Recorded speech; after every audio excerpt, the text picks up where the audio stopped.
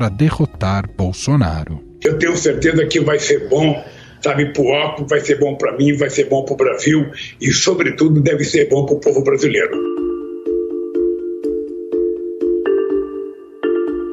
O primeiro passo dado por Alckmin foi deixar, após anos, o PSDB e se filiar ao PSB em março de 2022. Na época, o ex-governador de São Paulo disse que era preciso deixar o passado de lado por um bem maior. Mesmo que muitos discordem da sua opinião, de que Lula é um prato que cai bem com chuchu, o que eu acredito vem ainda se tornar um hit da nossa culinária, quero lhe dizer perante toda a sociedade brasileira, muito obrigado.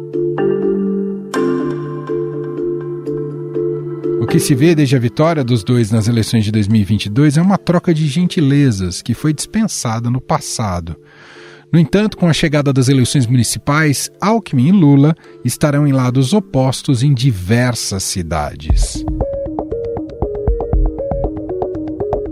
É o caso da maior cidade do país, São Paulo. Lula já deu apoio do PT ao candidato do PSOL, Guilherme Boulos. Eu queria te dizer, Guilherme, que você sabe o quanto eu te respeito politicamente, o quanto eu gosto de você pessoalmente e o quanto eu acho você uma pessoa de muito futuro na política brasileira.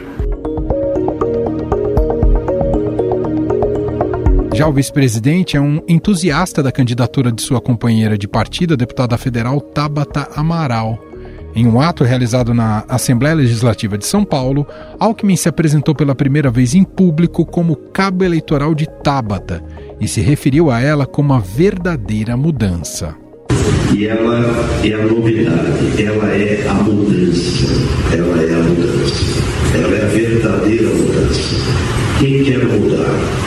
Mudar com a participação da sensibilidade e a garra das mulheres. Alckmin vinha recebendo cobranças para manifestar publicamente apoio a parlamentar, mas resistiu por receio de causar ruídos com Lula. Em nota, Tabata Amaral disse que ela e o vice-presidente compartilham do mesmo sonho de uma São Paulo mais justa para todos. O PSB quer usar a influência de Alckmin na política paulista e sua alta aprovação no Estado para enfrentar o PT em outras cidades importantes de São Paulo. Na política do Brasil, nós vamos ter poucas pessoas com a experiência que ele tem, de vida pública, de vida exercendo funções públicas. É um homem muito preparado e muito seguro. A legenda deve ter candidatos em cinturões importantes para os petistas, como o ABC Paulista. O vice-presidente articulou, por exemplo, a filiação do deputado federal Marcelo Lima ao PSB. Parlamentar é o mais cotado à sucessão do atual prefeito de São Bernardo do Campo, Orlando Morando. Estou aqui em Brasília, agora com meu amigo e o vice-presidente e ministro, o grande Geraldo Alckmin. Estamos aqui conversando e trabalhar muito por São Bernardo e pelo ABC Paulista. Essas disputas entre Lula e Alckmin nas eleições municipais devem se repetir em outras partes do país. Em João Pessoa, na Paraíba, o candidato do vice-presidente deve ser Cícero Lucena. Já o PT pretende lançar o nome de Luciano Cartacho. O mesmo deve se repetir em outras cidades do Nordeste, como São Luís e Salvador. Mas esse protagonismo de Geraldo Alckmin pode ter um outro viés, fortalecer seu nome para 2026. Como Lula terá 81 anos, o PT pretende colocar um puro sangue na linha sucessória. Temendo ser escanteado em uma futura chapa, o nome de Alckmin já é ventilado como um forte concorrente ao governo de São Paulo ou ao Senado. Se há alguém que não se preocupa com o futuro, sou eu. Eu só tenho um objetivo, é ajudar o Brasil. Se conseguir ajudar, já cumpri a minha tarefa.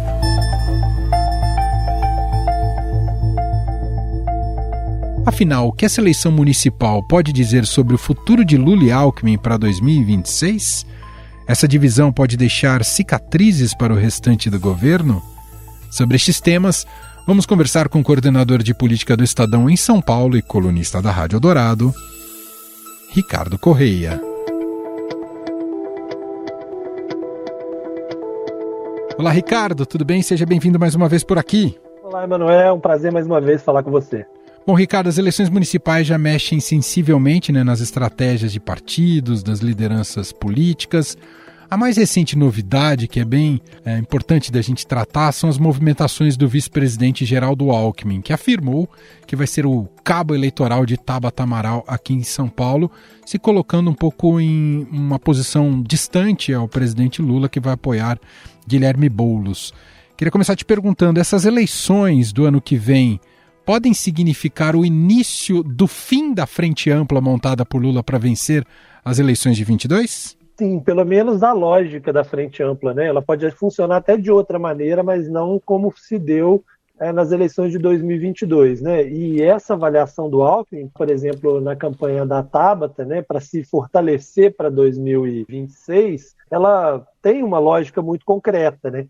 De que Lula, estando no poder, não vai precisar mais daquela costura tão evidente, né, entre um ex-adversário e ele numa campanha eleitoral, porque ele vai ter outros atributos na eleição, que são os atributos do governo, né? Quem está no governo, geralmente, é avaliado pelaquilo que entregou e na comparação com o seu antecessor, né? É uma visão muito mais do passado recente daquele governo do que propriamente o que ele pode fazer mais adiante, né? Que é bem diferente de quem está na oposição, sobretudo como se deu na eleição de 2022.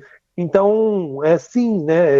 Eles estarem em palanques diferentes, e não vai ser só em São Paulo capital, mas em algumas cidades do interior também, representa um pouco do que cada um pode ter um caminho diferente, né, nas eleições de 2026. E o que já pode indicar que para o PT a estratégia em 26 pode estar centrado mais à esquerda mesmo do espectro político, não sei se uma chapa puro sangue, mas voltar a se posicionar mais à esquerda, Ricardo?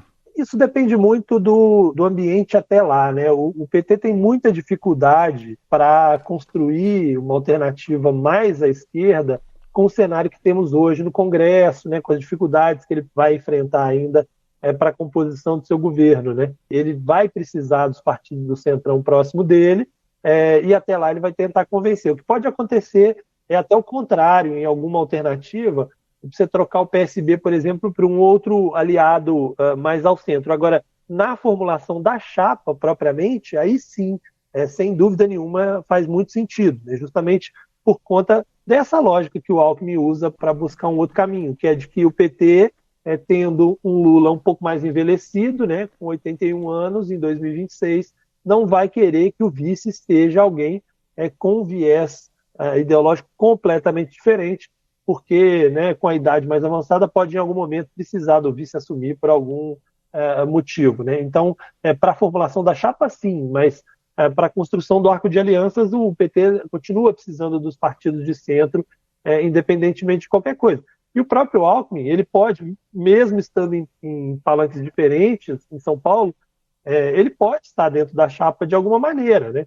Como um candidato ao Senado, apoiado por Lula, ou como candidato ao governo, vai depender muito de outras lideranças do PT conseguirem se viabilizar até lá, né? O PT tem essa vocação para a hegemonia, né? Para ser o partido hegemônico, independentemente da situação, né? É até surpreendente que o PT tenha feito essa aliança com o Boulos nesse momento para a capital, porque não é muito do feitio do PT aceitar apoiar um outro aliado à esquerda. O PT geralmente prefere perder e liderar a oposição do que sustentar um outro aliado de esquerda, não sendo ele o protagonista, né? Ô Ricardo, como é que você vê como ficou o potencial eleitoral do Alckmin depois das eleições de 22? A gente destacou muito essa mudança e saída dele do PSDB, essa associação um tanto exótica, né?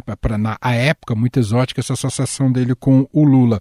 Esse rompimento com o PSDB, essa aproximação com a esquerda e com o PT, não acabou queimando ele definitivamente com o eleitorado mais conservador de São Paulo? Ele tinha um recall impressionante aqui no estado, mas como é que fica esse Alckmin para se posicionar daqui em diante? De fato, é bem mais difícil para ele hoje se viabilizar, né? Essa mudança ajudou muito o Lula, mas comprometeu muito a capacidade eleitoral de Alckmin, sem dúvida nenhuma. Ele perdeu muita gente, sobretudo para o bolsonarismo e para o Tarcísio. Mas se ele for candidato ao governo do estado contra Tarcísio, por exemplo, ele já teria que ter mesmo um apoio da esquerda e de uma partezinha ali do centro, da centro-direita, né, por exemplo. Então, dependendo do adversário, a situação pode ser melhor ou pior, né? Embora seja muito difícil enfrentar um Tarcísio bem avaliado em 2026. Mas, de fato, ele vai ter que reconstruir pontes. Ele tem trabalhado muito para tentar reconstruir pontes à direita, primeiro junto aos antigos apoiadores, né? E depois, mais adiante, a tarefa mais difícil, que é junto ao eleitorado, né? Ele tem feito uma série de reuniões. Lá em Brasília, por exemplo, ele já recebeu 32 prefeitos de cidades de São Paulo, sobretudo do antigo PSDB, pessoas que saíram do PSDB na hora quando ele saiu, ou que ainda estão por lá, para tentar reconstruir essas pontes. Mas não é uma tarefa fácil para o Alckmin, sem dúvida nenhuma. O cálculo de 2022 era de uma sobrevivência naquele momento, porque se você olhar outros tucanos, eles simplesmente desapareceram da política, não conseguiram se viabilizar para nada, né? O caso do Dória, por exemplo, que, né, teve que abandonar a política.